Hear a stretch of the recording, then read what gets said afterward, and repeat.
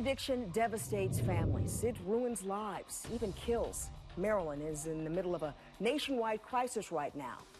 But the hard work aimed at fighting the epidemic may be leading to some gains. Dr. Paulo Negro joining us now in the studio, the Associate Medical Director of the Kolmac Clinic. Doctor, so much thank you for coming in and talking to us. Thank you for inviting me. We hear this so much, especially during this time of the year. Families going with this. We know the warning signs. We hear about them all the time. What's being done? Yeah, what I want to say is that much have been done and said about the use of Narcan to rescue people in overdoses, which should be done and should be done all over the state. But we do have other medications that are very helpful for heroin addiction and for addiction to painkillers that they are underutilized.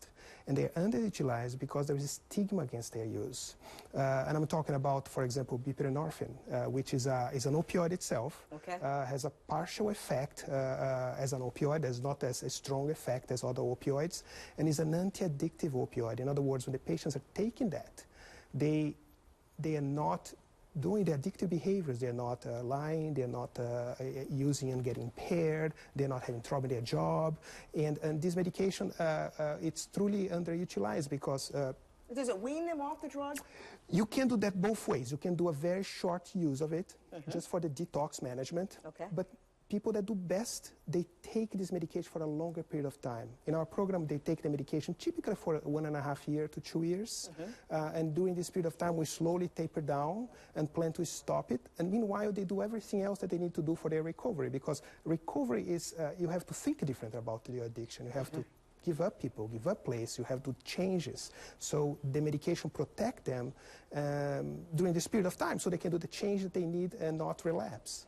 So now is there concern for people taking it or other programs that they're still taking a drug? Is that... Well, yes. One problem is that some patients, they are considered that they are not sober when they're on buprenorphine.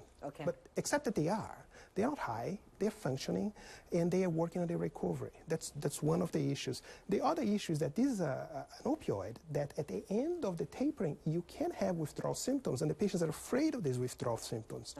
We do taper down slowly, and we treat if they happen. But the bottom line is that it will decrease the relapse rate.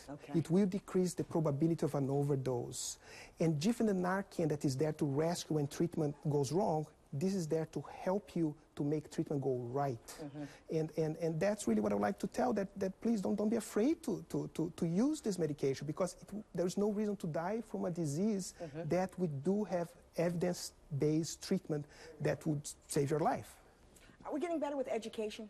I think so. I think what I see the biggest problem is this reluctance to use a medication that can assist recovery in terms of awareness, in terms of people connecting. I think we are doing better.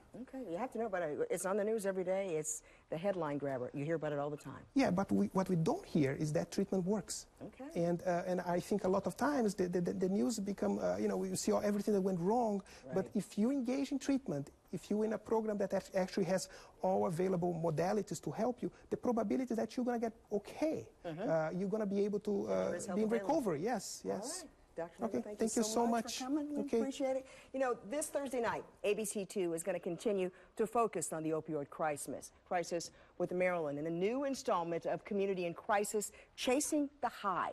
Join our team as we explore the epidemic with experts, family members, and addicts. The show airs at 7 o'clock right here on ABC2.